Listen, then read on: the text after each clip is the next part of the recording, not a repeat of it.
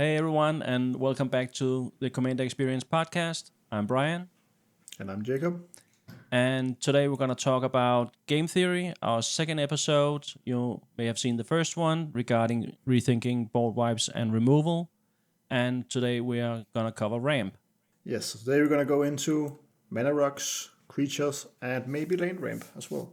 See what we like, and let's get into it.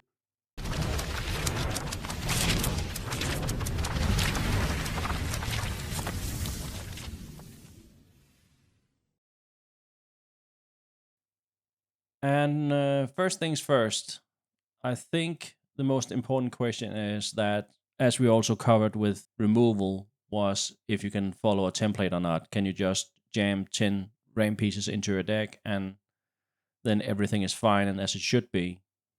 What do you think, Jacob?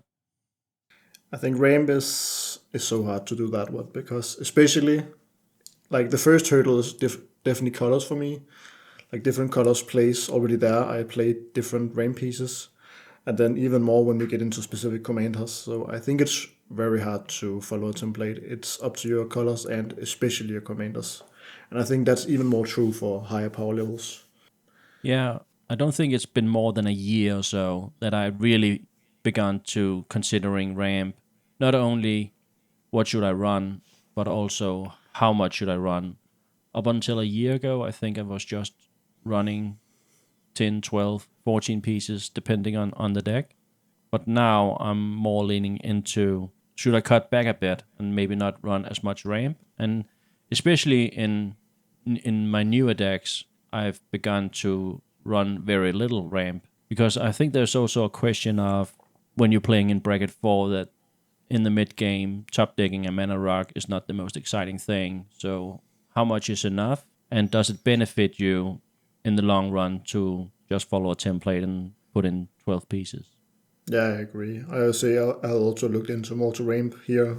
I think I had a tendency to ramp up the amount, let's say like that. Mm. And here now I'm beginning to turn down a bit. But I will say that this is definitely the category where I have the biggest span. I have decks where I have 5 ramp pieces, and I have decks where I literally have 50 plus. Mm. So I think, yeah, the commander is probably the biggest thing. Like, what is your commander doing? Because if your commander draws a million cards, then why not just ramp and draw a million cards with your commander? Then it doesn't matter that you draw more ramp because you draw so many cards that, yeah, it doesn't really affect you.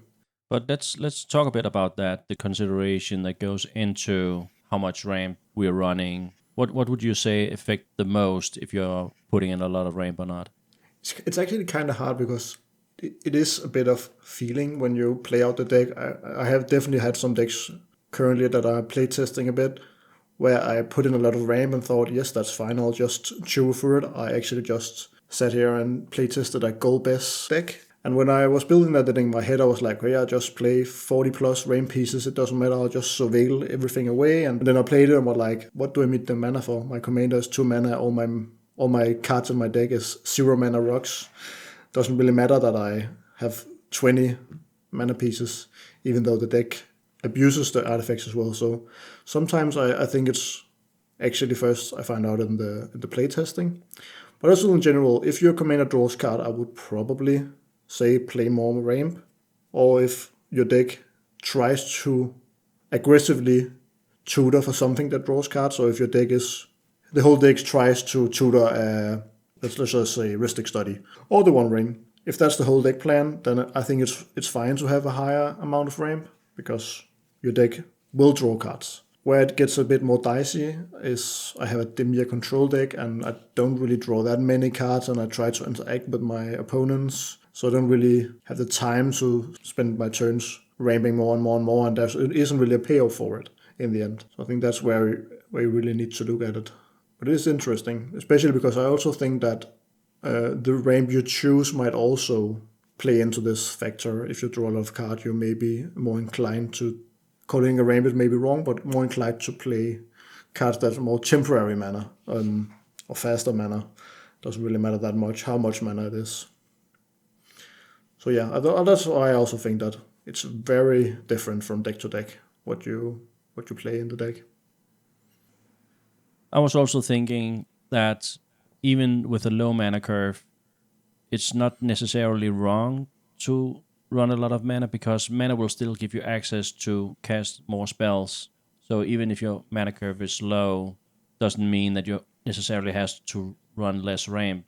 But also, like you say, if you don't need the ramp, what are you ramping for? I think there needs to be a plan with what is the goal with your ramping. Because just ramping blindly because an overall template says to run 10 ramp and 10 removal is just not the way to go, I think. And I do think that every card in the deck needs to have a purpose, and that also counts ramp. I definitely have the tendency to just put more ramp in for safety, but I'm trying to turn down that a bit. To everyone's big surprise, it was my Muldrotha deck that actually got me on this path with the ramp because it actually began before the big ban of Mana Crypt and Jeweled Lotus. So back then, of course, I ran Jeweled Lotus, which I could then play out Muldrotha early and just recast the Jeweled Lotus from the graveyard. Now, even if Muldrotha got removed, I had the Jeweled Lotus out again, and by that extent, I had the command attacks to just cast it again later on. So I remember I was running around 13, 14 pieces back then. And I was like, well, I'm running Jewel Lotus and I'm also running Lion's Eye Diamond. And if I use Lion's Eye Diamond aggressively and try to get some value or maybe try to clinch the game early, even if I get stopped, I will have discarded my hand anyway. So the ramp will be in the graveyard. And also, if I'm using Lion's Eye Diamond and Jewel Lotus, how much ramp do I then really need? Because Muldrotha is kind of the game plan, and Muldrotha is kind of the only card in the deck that really costs any mana.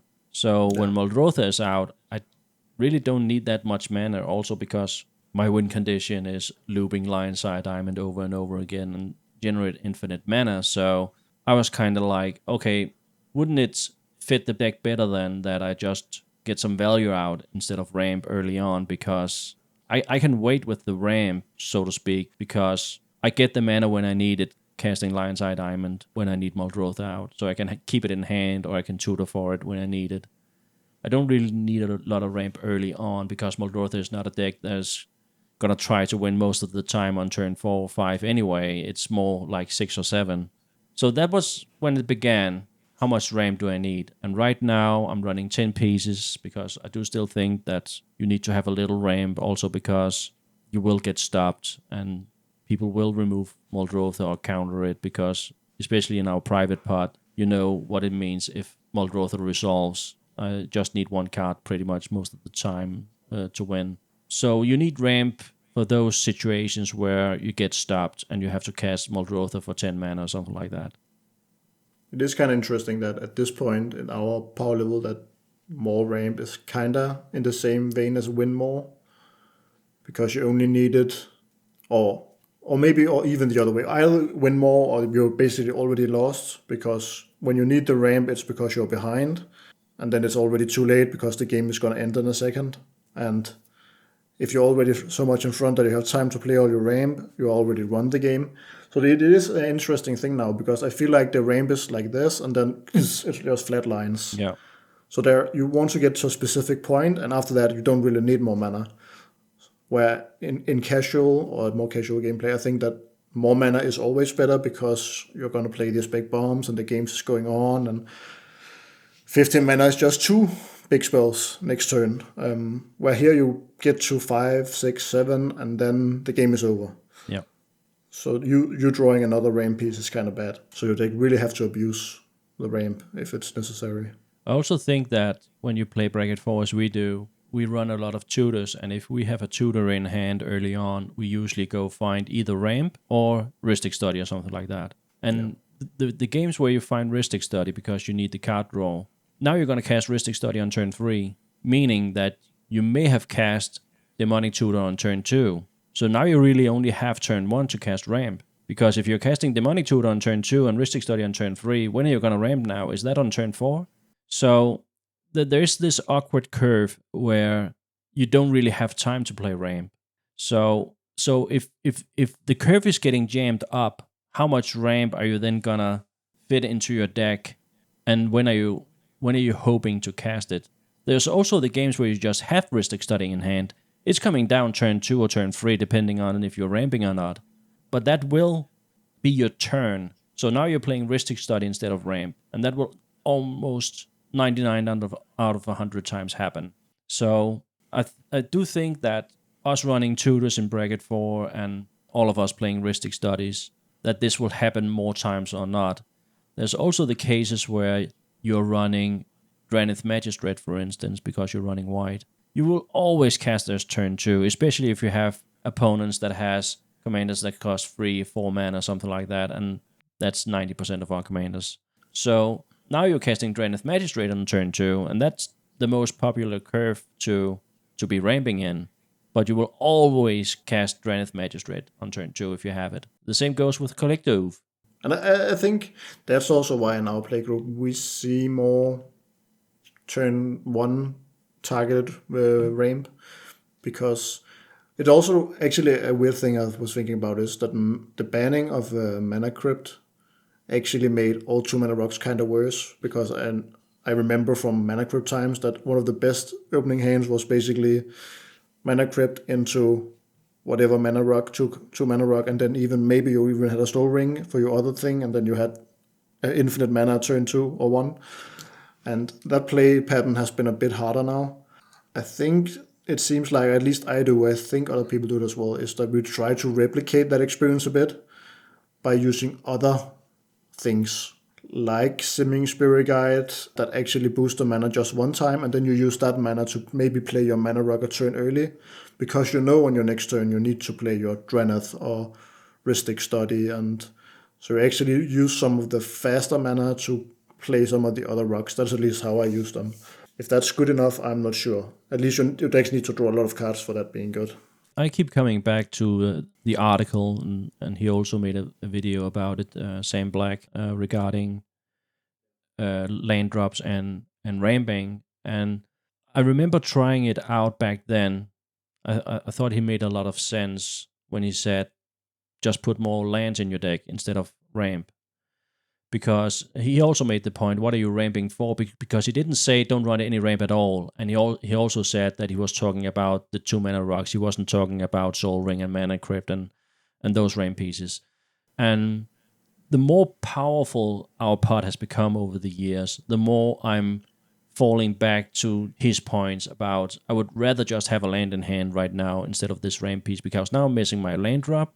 And I'm not going to cast this ramp because I'd rather play this, I don't know, Smothering Tide or whatever. So, and I do think you had a point with playing more 1 mana ramp pieces. I've never ran Land of War Elves and Birds of Paradise, and Delighted Halfling is one of the new ones that you will be considering to protecting your commander. And I do think those are more viable now.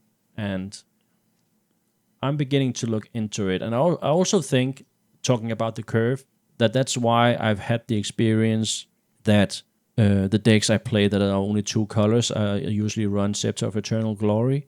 And I do think that's why that card has felt so good in my decks, because you're over the turns where you usually do your ramping.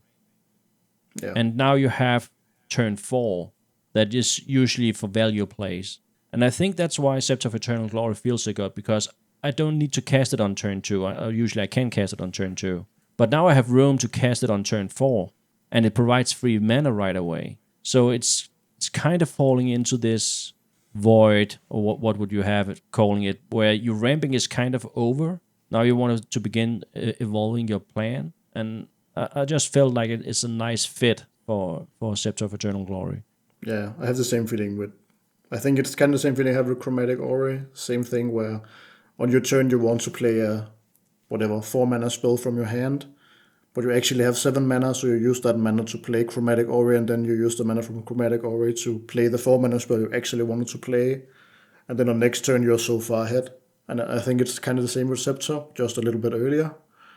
I think Chromatic Aura is a bit too late for that. It needs to be a very specific deck to do it. And I will say one of the things that has changed a bit, at least for me recently, is that I play more of the... I basically never played Dark Ritual before because I thought it was too narrow, and those cards is kind of beginning to enter my decks, because that I want the mana earlier now, and it's more important for me to get a lot of mana one turn than having it on repeat because our games is getting faster. So yeah. It's kind of fun, to be honest, because I do think that Wizards are somewhat to blame for the situation because they keep printing all these good cards, and the curve is just getting lower and lower. So there are value pieces now that they may not be the best card in the world, but they're still good, and you're running them, and they cost 2 mana, and by that extent blocking the curve where you usually want to cast ramp. So if you have ramp in your hand, okay, you will probably cast the ramp now because when are you going to do it otherwise? But you also have these value pieces that you would like to get out early, and I do think that's a consideration. And of course, if you're putting ramp into your deck, you should cast your ramp on turn 2. That's why you run it. But that is also the consideration you have to do. What am I ramping towards? And I do feel like, let me say in this way, I've definitely had games where I had 2 ramp pieces in hand that I didn't feel did me any good. Yeah, same. You know, I play a lot more ramp than you most of the time. 9 out of 10 games, I will have 1 to 2 mana rocks in my hand that I will never just play. So there's definitely a cost for having the extra ramp in the deck. And I think we have had this talk before, not on the podcast, but just when we talked, is that after we began having stats on our game and see some of the win rate, I feel like I got kind of confirmed in my suspicion because I always said that basically more ramp makes your deck kind of worse in some ways, but then you have those games where you just explode out of the gate and just win the game before even anyone else gets to play the game. So if you're out for pure win rate, I think more ramp is probably a bit better, and it's biased because I like more ramp, so who knows. But I think at least that you maybe get a couple percentages for free there, and it isn't taking as much in the other end. But I'm not sure, but that's just my feeling, and I'm definitely on the heavier side of ramping. I think the question also is that, like we talked about in our removal episode, that when you're casting a board wipe, you will always feel like I did some good. The board wipe did its thing, yeah, but that doesn't mean that it was the right play or that it helped you to win the game. And I think it's the same with ramp regarding to what you're talking about right now, because when you have those games where you have all the ramp in your opening hand and you just fly like a bat out of hell, and on turn 2 you have like access to 5 mana, and it's probably meaning that you're gonna win this game, and that feeling is great. We've all had those games, and they feel great. You feel unstoppable. But how many games are those really? For every 10 games you're playing, are you having 1, 2, 3?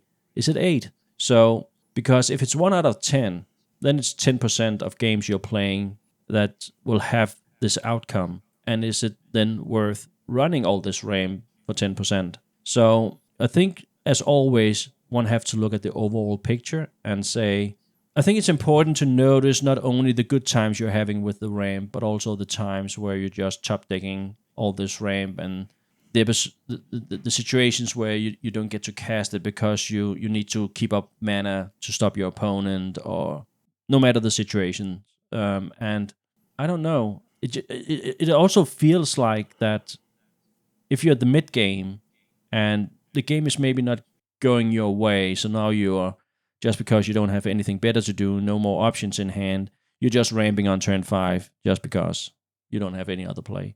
Because you will not cast ramp on turn 5 if you have another play. And the more I think about it, the more I'm just like, when are you going to cast all this ramp if it's not in your opening hand? It is kind of interesting because when you talked about that exact point, I was actually thinking that it's a good thing that you do that on turn 5. Of course, you would rather win the game, but if you have nothing to do, at least you ramp, and then if someone else doesn't win, you actually have maybe 12 mana on your next turn. And if you top deck whatever card, then you actually have the mana to complete that plan. But so you know that's like, a big if in our part. It is. And it's like it's a point I'm also making with the Ripples of Undeath every time we talk about it. It's like it's gonna feel great if you cast it on turn 1 or 2. definitely. But and if you can't do anything else and put it down on turn 5, yeah, it will feel great again on turn 6. But it's just so, is that really what you're gonna use your turn on turn 5? I mean, that is where I cast the Incarnation Technique in my Muldrotha deck and get out Jinkataxias and Conspiracy Unravel or something like that. So your Ripples on Death or Ramp is just the play I want to see from my chair. I agree, and I think like if you have to convey the experience in another way, I would say if you're looking for having like overall more fun games in general, like I think it's better to play less ramp actually. I think more ramp is higher variance, but yeah, as I said before, I think it leads to a bit higher percentage in win rate, but it also feels to some games where you just sit there and just do nothing. And I think it's a pure percentage swing where if you actually just if your goal is to have the maximum amount of fun and not a maximum amount of win rate, I would actually say to a person, turn down the ramp, you will probably have more fun.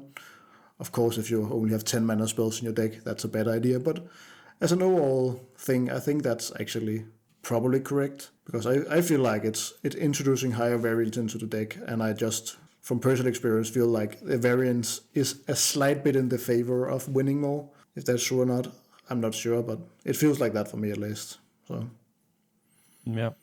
But let's move on just a little bit and talk yeah, about the situations or the decks where it actually makes sense to run a lot of ramp, and you have your Itali deck. yeah, Its only consideration is to cast a lot of ramp, to cast Itali as early as possible, because guess what? When he enters, you're gonna cast 4 spells off the top of everyone's library. So tell us a bit about that deck. I think he's like the perfect candidate for that kind of game plan. I have other decks that does kind of the same, but Italy especially is abusing a lot because you actually want to hit a big mana piece from your own deck so you can sacrifice Italy or do something like that and then play him again. So you hitting Chromatic Ori actually makes you do it one more time, and it's just a continuous thing.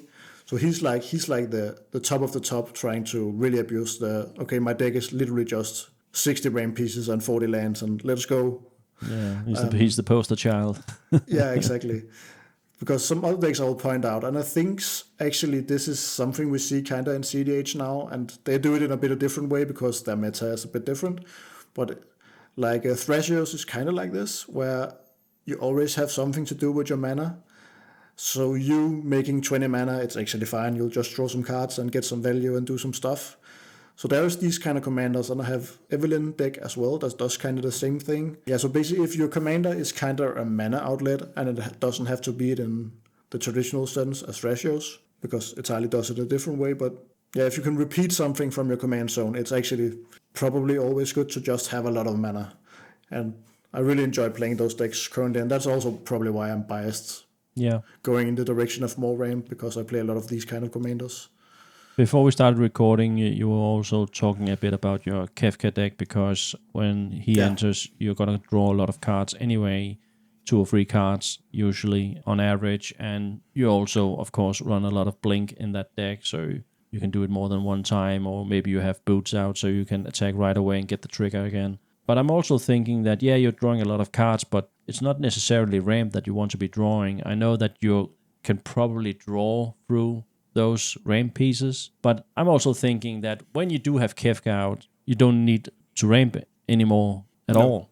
Now you need to protect him, now you need to blink him, now you need to win the game from there, and you don't need ramp at all to move on with your game plan. So I'm also thinking that, yeah, I see what you're getting at, that you are drawing a lot of cards, so running ramp won't hurt you per se because you're drawing a lot of cards. But I'm also like, if you're drawing value cards instead of those ramp cards, that will in some way get you closer to a win than 2 ramp spells might do. Yeah, definitely. I will say, and you've seen this as well, these games like Kefka, where they actually have a hard time closing the games because I'm playing this high amount of ramp pieces, so there's a lot of dots on my deck. So sometimes when I play the deck, I just go crazy ape shit and draw 20 cards, and then I'm like, oh, pass. So I'm basically paying the price for, okay, every time I play Kefka, I'll probably have Kefka out at least turn 3. But then when I'm actually going through the deck, I'm paying the price because Now, because I always have Kefka out turn 3, my deck is basically just a pile of mana rocks and fast mana. So it's worse when the engine's going, and I'm not sure it's correct.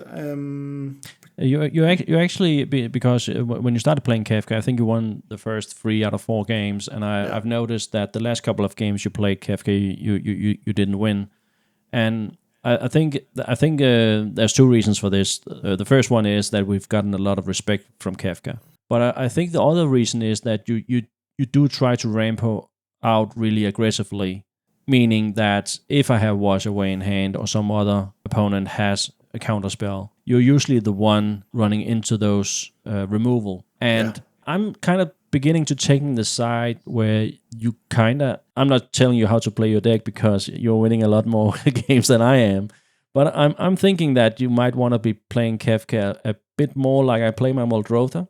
Maybe wait one more turn, and by that extent you don't need to run as much ramp. So when you get Kefka out, maybe people have used your counter spells now, the wash away on some other commanders, and now you have more gas in your deck because your whole strategy is not surrounded around ramping Kefka out as early as possible.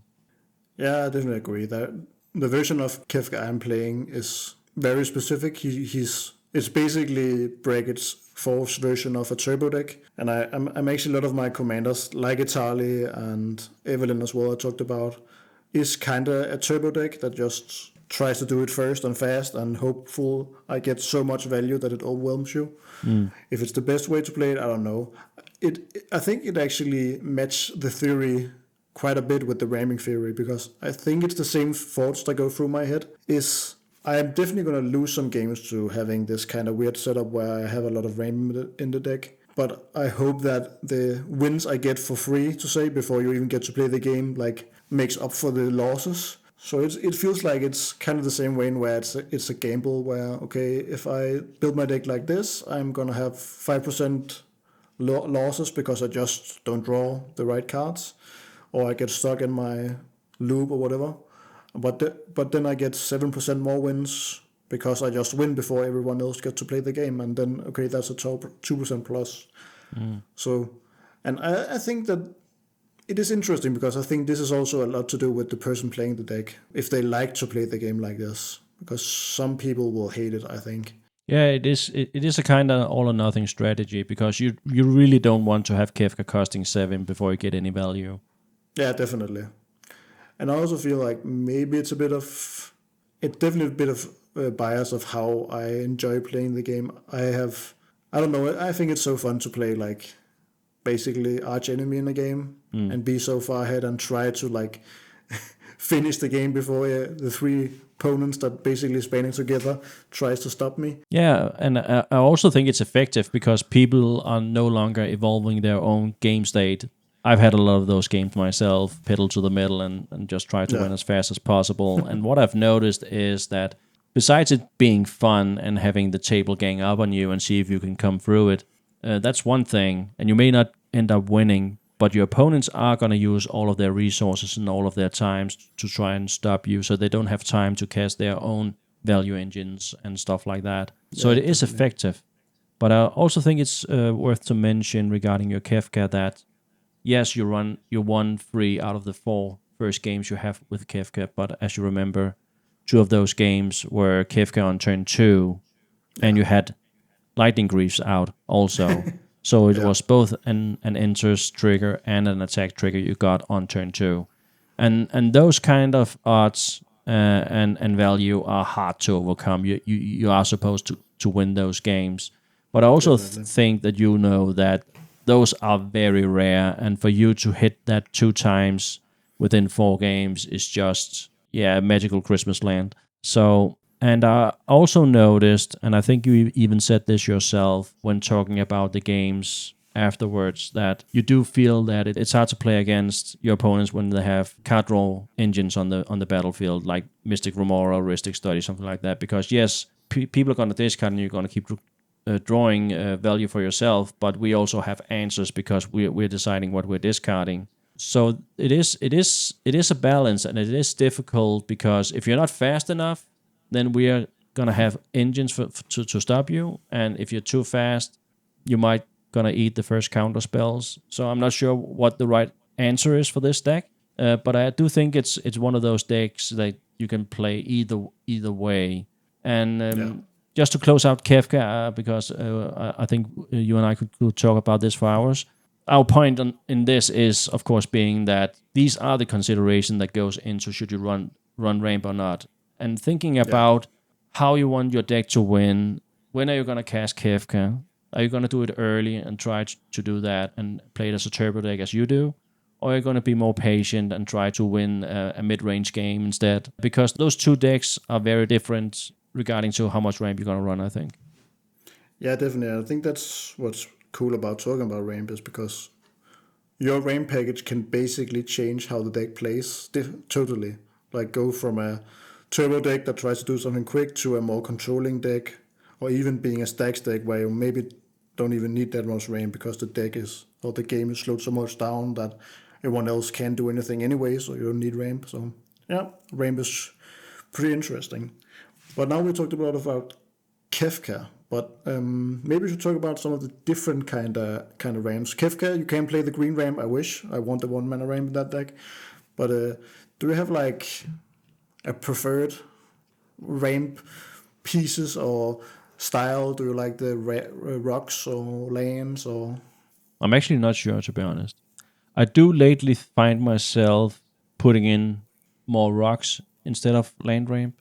We all used to run Nature's Law and Free Wizards, but we also had some situations in the pod where people play Blood Moon or Megas of the Moon, something like that. So just to play around it a bit, some of us began to run more rocks. I think we all know that Nature's Law and Free Wizards are the most safe ways to ramp, and of course, Call affects you, those two. I think you can always run them, and it's not wrong, but you can also not cast Nature's Law and Free Wizards playing Soul Ring on turn 1, but you can cast a mana rock. So there's also that part of the equation that you need to consider, because when you run Soul Ring, like all decks do, even in bracket 2, probably, you will not be able to ramp into Nature's Law or Free Wizards, but you can ramp into a Talisman, a Signet, or something like that. So Yeah. I do think that's part of the consideration. If you want to gain those few percentages, I do think that you have to run mana rocks over those two, and that is in general what I've begun to do. In general, I don't run a lot of Nature's Law and Free Wizards anymore. I began to pull them out of my decks. I'm not sure if it's a test or not. I'm just doing it at the moment. Maybe I'm going to reverse at some point, but that's what I'm doing right now. The exceptions are the decks that call for it. I do run Creature Ram still, Delighted Halfling, and stuff like that. What about you? I think I have. Maybe I'm just a bit just autopilot when I do ramp, but I think currently I'm just doing like basically 0 mana ramp. That's just Box Diamond, whatever, just goes into the deck. Continue with my day, and after that, I think actually the first 2 cards is Nature's Law and 3 Wizards for me if I play green. And I don't know if it's just an old habit, something die hard, because it's probably worse than the mana rocks. But at least for me, that's what I do, and then I go into the mana rocks. I still don't play too many mana dogs, but I am beginning to put more in, like the Lighted Halfling, because it's more upside. But yeah, so for me it's 0 mana, the 2 untapped land stuff, and then into the normal mana rocks after that. But do you also think that reflects on how big of a ramp pool you probably running? Unlike me, because I don't run a lot. So let's say you're running, just to say something, let you on average run 14 and I run 10. Then you have 4 cards where you now have room for Nature's Law and free Wizards. Because I'm thinking that if you're going down to 10 in most of your decks, I could imagine that you're probably going to cut those first, because you will find yourself not playing enough rocks to really lean into that whole thing where you can go into Soul Ring, into Talisman, or something like that. Yeah, it's true. It's probably correct, because I'm thinking, at least when I'm building a deck, especially with I do especially 2 colors, that's the worst, but actually also 3 color. I actually have some for times if I don't play green, especially if I don't play green, is I actually don't feel like I have enough rain pieces that are good enough. as a 2 color is really bad. I actually play Summit of Mana Rock that just make a colorless mana and does nothing else, and I really don't want to play him. And I probably shouldn't, but I want my whatever 20 pieces in my deck because that's comfortable for me. So that's probably why I'm playing some of the worst ones. And I think I think a year ago something we talked about some of the bigger mana rocks because you played some of them and I literally didn't play any of them. All my decks was 2 mana low mana cost cards, and now everything else got removed unless it was a win con. And now I have began to play some of the bigger ones, and I'm not sure if they're good, but I actually enjoy casting them. I play a Skyshroud Claim in some decks if I 2 lands untapped, so it's kind of 2 mana for 2 mana. And Chromatic Aura I play a lot of decks because it does other stuff as well, combo stuff. So yeah, I've begun to maybe remove some of the worst RAM and then put in some of the big ones that are more fun and see what that does for me. So yeah, I think we in general probably in our pod should look more into mana dogs and be a bit more generous with those. And maybe it's also habits, like you said Yeah. earlier, before Mana Crypt got banned, we were used to casting Mana Crypt into a talisman or a signet or something like that. And now that we don't have that anymore, I'm not sure that everyone has recovered from those sort of habits, because now it is only Soul Ring and maybe Mana Vault that can really do what Mana Crypt did back then. And I also think that when you play the mana dogs, because we do play some decks that play mana dogs, it feels so bad when they get wiped. You basically feel like, why do I even play these cards? And I think that's some of the bias thing again, where when it hurts, it really hurts. And Mana Rocks is just a bit more safe for now, at least. There isn't enough good sweepers for Mana Rocks that we actually play. So that kind of also comes full circle when we talked about the considerations you have to make, as we did earlier, because I'm not running Delighted Halfling in Muldrotha, because it's way too late for a Delighted Halfling to do anything in my Muldrotha deck. But I do run him in my Joda deck because I'm trying to cast Joda on turn 3. So that's the consideration you have to do. When are you going to need the ramp? Are you going to need it early on? If yes, then I think Mana Dogs is okay. But I don't think you should expect your Mana Dogs to be around after turn 4 or something like that. So those are the considerations you have to do if they're fitting or not. yeah, and that's also probably why I think, at least for me, I have kind of jumped over. If you go down the ladder, I have jumped over the Mana Rocks and jumped directly to Rituals and said, okay, if I'm gonna play a mana dog anyway that dies to some random stuff during the game, why not just play a ritual instead and get that extra boost? So that's probably where I've gone and actually began to play Dark Ritual as mentioned before, but also basically Simian Spirit Guide and Elvish Spirit Guide has begun to be in. Basically, if I play green, I play it, and same for the red one. I didn't do that before. It was more okay if my decks need to be fast, I do it, but now it's just every deck it goes in. So that's probably why I compensated a bit. Like, okay, I'm not gonna go to mana dogs, I'm just gonna go to the rituals and try to be real fast. But it's also 0 mana ramp when you need it. Yeah. And I don't know about you, but I usually run them in my commander decks where the commander costs 3 CMC, because it means that you can usually cast your commander on turn 2, and it really helps with that. But it's also just free, meaning that you can also use it as a combat trick or interaction trick where it looks like you're tapped out and now you have a green mana all of a sudden to cast a Nature's Claim. Or Yeah, and also actually something that's been relevant a couple of times in my Tali deck where I also play him is that my opponents look at me and like, okay, he actually needs 3 mana to cast a Tali next turn, so he probably won't do it. It's kind of impossible. And then I untap, play my land, and exile 2 guides, and everyone tapped out because, hey, it's not now, and then I get a free Tali out, and suddenly the game is in my favor again. So they have that kind of hidden mode as well that makes it look like you can do something, and suddenly you can. Where Mana Dog is really telegraphed. You play it, and hey, next turn I'm gonna do this thing that's cool. But I think it's a fitting place to also talk about one of the OG rain pieces that has been around forever, Birds of Paradise. We saw it. There was a point in time where we didn't see it a lot in our meta. It's beginning to have a bit of a comeback, especially in the decks where you want to cast your commander early. But what do you think? Are you just running that in general, or is it only if you're running 3+ colors that you're using it? I think my only decks are 5 color or decks that for some reason wants to play a flying blocker, bird, whatever, on theme, something, or only 5 color. And even the 5 color decks, I'm not playing it at all of them. So you're not running it in Italy? No. And that's because you think that Birds of Paradise might be dead before you're getting to cast Italy? No, actually, I think that deck is built up like the low CMC mana is mana rocks, so thing that goes fast, and then the bigger mana rocks is creatures, so like Bloom Tender, Fanatic of Verona, stuff like that. So that my fast mana goes into my bigger things that's a bit slower, and then it kind of cascades like that. And also there is the other thing that when you hit a creature ramp with Italy, you can tap it immediately to make mana to try to do the Italy thing again. So creatures is kind of rough that they don't have haste in those situations. I think there's so much color fixing at this point, especially Wawa. Look at me, I'm rich, whatever.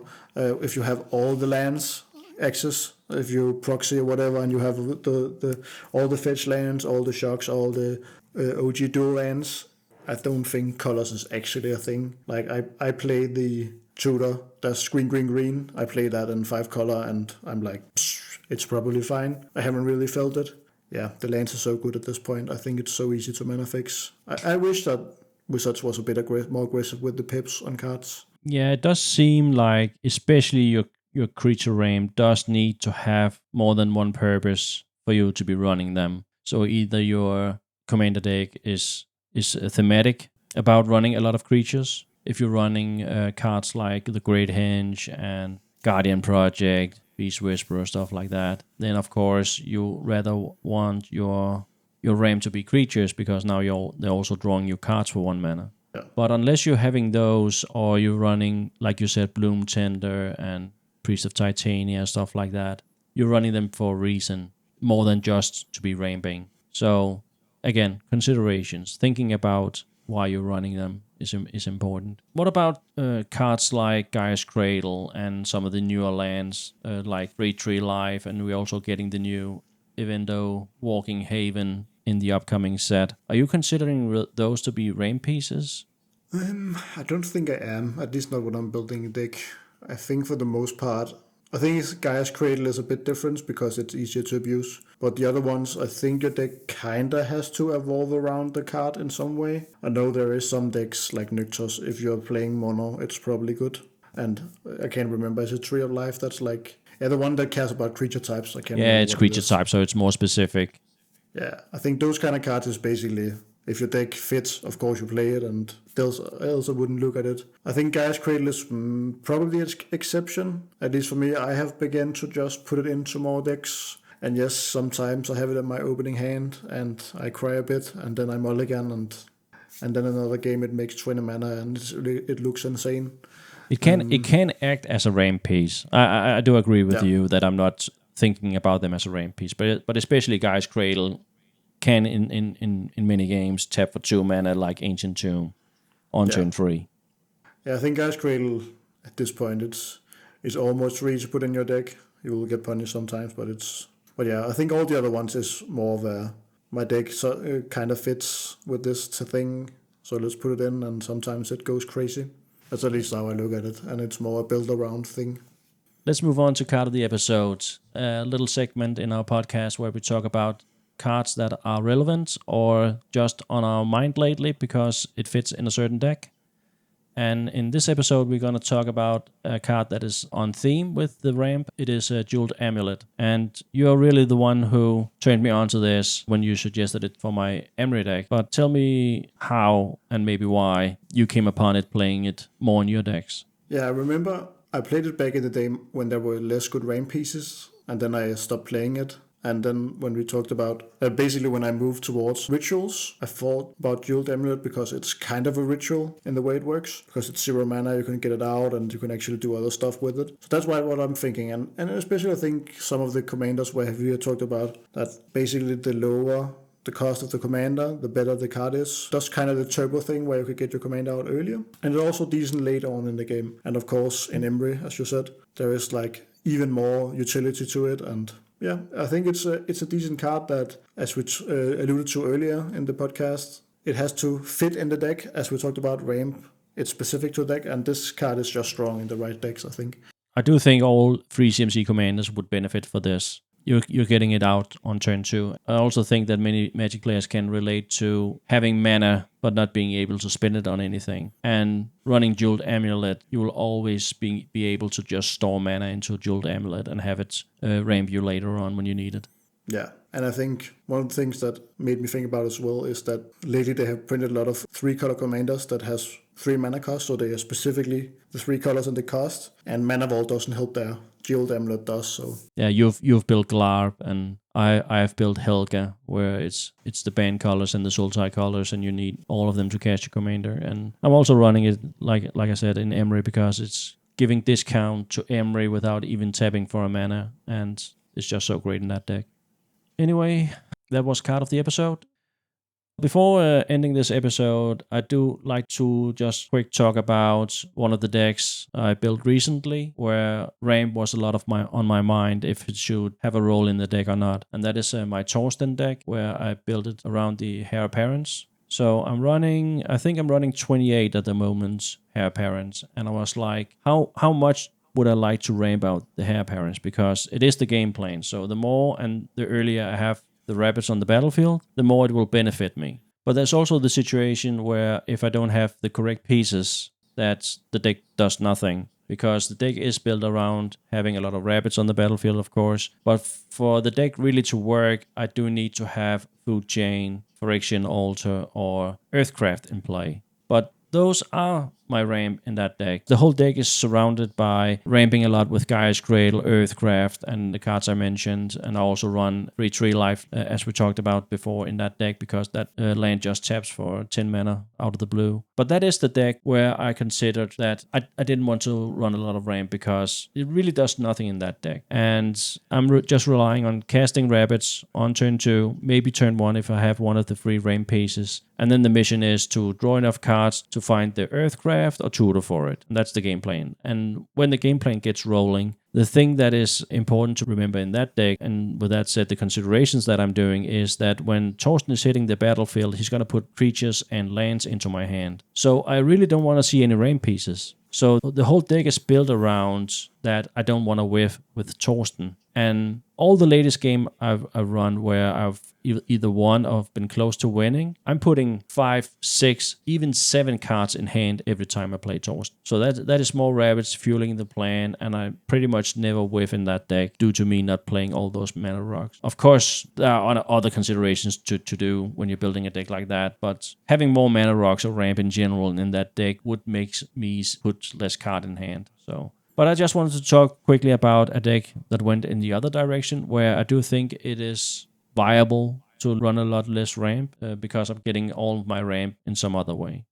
With Torsten, it's a very interesting thing, because the thing you're ramming into is getting delayed because you're trying to ramp into it, so you might as well just cast it instead of ramming into it. And there is decks that does that. It reminds me a bit of, I have a Gale and Scion of Halister deck, and I have put less and less RAM in that deck because the deck is kind of just waiting for other people to play the game. So I just need my 4 mana, and then I just wait to see if someone goes off. And the deck is filled with Ponder and those kind of cards. So instead of playing my mana rock, I just cast Ponder and Preordain and look for the specific cards. And as soon as I get the specific card, I just need 4 mana and nothing else. So there's definitely decks that just, don't care that much and don't really get punished for it. I will say, at least for me, and that's where it's personal thing, where I have a hard time, for me, I have a hard time enjoying those kind of decks. It's, I don't know, I like having a lot of mana and doing a lot of weird stuff, even though it's not necessarily better. So yeah, but I do think that's let's just, before we close this episode, talk just a little bit about that, because I do think it's really exciting, because when we're talking in private, what we can agree upon is that big mana, as we call it, is what wins games in our meta. But also, I think we can agree that it's not the talisman that is going to provide you a lot of mana. It's not the nature's law that is going to provide you a lot of mana. It's usually something else, either something that you're looping, or maybe a big mana rock like Chromatic Ori that will then generate you so much mana on your next turn. And I do think there's some consideration, at least, going into, if it's not the signets or the talisman that is going to provide all of this mana, is it then better to just cast Baleful Strix that draws you one card, or a Ponder, as you said, to draw you, or having some sort of card collection? How much value are the signets really going to provide is my question, because yes, you will have the games where turn 1 Soul Ring into Arcane Signet, and those feels great, and I'm not saying not to run any ramp at all. All I'm saying is that me personally, I've cut a lot of my decks from 12, 14 ramps down to 10, and it hasn't felt like I was losing games because of this. Definitely not. I think we alluded a bit to it earlier, because I think we are slowly creeping towards CDH, and I feel like the closer you get, the worse. It sounds weird because everyone thinks of CDH, they think of Mana Rocks, but kind of the worse Mana Rocks gets because the games ends earlier, so you don't have time to cast the Mana Rocks. It makes thinking about Mana Rocks even more important, and very high impact on the games, the count you have. So. And it's also fun because one of the general errors new Magic players do when they want to play their big dinosaurs and make rooms for all these bombs, they're taking out their lands, which is kind of fun when we talk about ramp now, because if they should take out anything, it should be the ramp, in my opinion, and keep the lands. I mean, having more gas in your deck, I think everyone can agree that the more gas you have when you need it, the better your deck is going to play. That said, of course, you cannot skimp on ramp, but I myself has begun to take out more ramp and put in either value pieces or maybe even an extra land than I feel I need, just to make sure that I'm hitting my lane drops. I think, ramp, your Mana Rock is not going to win you the game. Remember that part, I guess. Yeah, and I also, like we talked about earlier, we really want to play Ristic Study on turn 2 and 3. So are you really going to play a Mana Rock on turn 3, or what else you have? If you have a Ristic Study in hand, you're usually going to cast your value pieces. And I think that's also a point you have to consider when putting in ramp, that in some situations, it may be correct to ramp before you do anything else because you have it in hand. But we all know that if we have a value piece, we really like to get on the battlefield for some reason, that we're usually going to take that road and not playing the ramp. And now it's probably just too late to cast it, because you're probably not going to do it on the next turn either. Like any other cards, I think it's important to keep track not just the times where you go turn 1 Soul Ring Arcane Signet, but also remember the games where you had 2 Mana Rocks in hand when one of your opponents was winning the turn and you didn't have the necessary way to stop him, or whatever the reason was. Because cards fading away in your hand is fading away in your hand for a reason, because that there was a better card in your hand to play, or you didn't have any other options. So I think it's important to take notice of those games where they're not doing their work. I mean, in the end, is Mana Rocks gonna provide you with winning more games or less games? And where's the balance? Is that 8, 10, 12, 14? That's for every one player to decide. But I do think there's a correct number in any given deck. I think so too. And it is probably lower than the amount I'm playing.